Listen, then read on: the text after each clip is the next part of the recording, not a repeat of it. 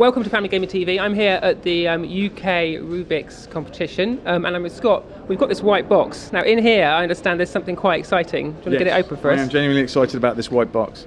In here is the new Rubik's Speed Cube. Now, as a long-time cube collector, I've been very interested in this for a while. Straight away, looking at it, what you've got here is actually plastic tiles instead of stickers.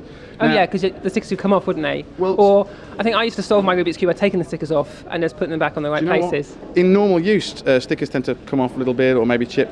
Because these are actually solid plastic tiles, they do not come off at all. So what you've got here is a much more hard-wearing cube that will put up with a lot more abuse. You'll notice these little holes here. This allows you, with an appropriate implement, to take the centre caps off, which you weren't really able to do with the previous standard Rubik's Cube. And in there, as I understand it, there are screws, which allows you to actually tension and adjust how you want the cube to actually move, how loose it is or how tight it is, how stable it is. That gives the name to the cube, doesn't it? So this is the Speed Cube rather than a standard one. The Speed Cube, yeah, the Rubik's Speed Cube. But it's not just a regular Rubik's Cube that's adjustable. Inside, this has a completely new, innovative ball core. Oh, some of those. One point as a Speed Cube that we get a lot of is when you have got a Speed Cube and you've got it just right, when you're moving it very, very quickly, you can get what is known as pops quite regularly. It's very common for pieces to just fly out. With this cube, that's not going to happen. If you're seeing the difficulty I'm having taking these pieces out when I'm really trying, there's no way in the world this is going to pop in a regular solve. But anyway, the most exciting thing about this puzzle is the new ball core, which you can see inside, instead of the standard 6-armed small core, which used to happen. What's going on in there is, instead of having springs inside the top parts, they're actually inside that ball. What this means is that those springs can be actually pressed on the inside of the ball core. You can actually replace the springs. It comes with 2 extra sets of springs. And you can choose whether you want the light, the medium, or the heavy springs, which again allows that level of customization, which a Speed Cuber would want to get it just the way they want it. Now, in terms of the anti-pop designs, these are very exciting here. These pieces, those little wingy bits, when the cube sort of stretches, the wingy bits catch genuinely innovative anti-popping mechanism which stops the pieces from separating and thus flying out. So what you've got here is a cube that, under normal conditions and under actually fairly abusive conditions, just isn't going to fly apart, which is really important when you Speed Cube. You turn it a million miles an hour, sometimes it just goes bang, and it's the worst feeling in the world. That can't happen. So it doesn't pop. Doesn't pop. But there's more to it than that. There's more to it than that. What all the Speed Cubers are going to want to know is, what does it turn like? Now, the standard Rubik's Cube is a design that's, 30 years old now? And, things have come on a little bit since then. We demand a certain level of performance in terms of how quickly it moves. And in fairness, the standard old Rubik's didn't really measure up to what we want. It didn't turn very quickly. Yeah, because I guess it wasn't designed for that sort of purpose. It was designed as a toy, as a puzzle.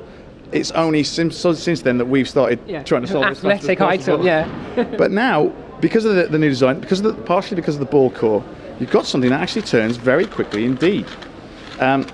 This moves like a true Speed Cube. It's got a lovely flow about it. There is a certain level of resistance, but not too much. So you've got that ergonomic feedback that's so important. And it actually, and Speed Cubers will love this, actually corner cuts. A Rubik's band that corner cuts, which is, so if you turn and you're not 100% accurate, the cube will correct itself. Now, with old Rubik's Cubes, you had to turn it very, very precisely to get everything in line, otherwise you couldn't do the next turn. At speed, that's far, far more difficult. This turns very smoothly. There's a little bit of a rumble to it, which is nice because it gives you that kinesthetic feedback, as I mentioned before.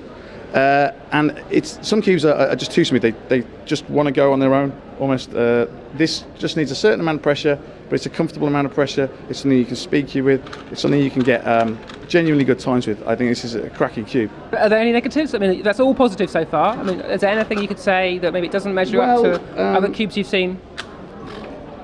It corner cuts well, but not as well as some cubes I've seen.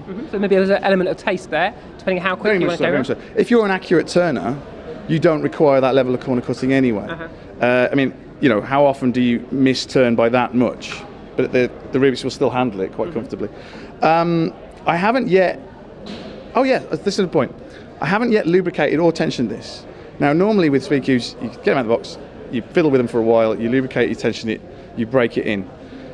This would need to, that doing to it, but straight out of the box, like the way it feels straight out of the box, it's a lot better than some speed cubes I've bought in the past. It's got a lovely smooth feel out of it. So it does still need lubricating and tensioning. What I'm quite excited about is kids buying this. Kids buying this as a toy, but it's got enough about it that it's a cube you can grow into. There's a sort of future-proof element to it. Exactly. I mean, I train a lot of young speed cubers, and they start off with some rubbish cube that they've had in the cupboard for 10 years. But if they started with this would get them up to a really, really high standard before they'd even consider buying a new cube. So it could start out as a toy and then really become a proper full-on hobby like we do here. Yeah, cool. That's great. Thank you. I think I've learned a lot as well just looking at that. So it's been really nice trying it out. Thanks a lot. Cheers. Thank you.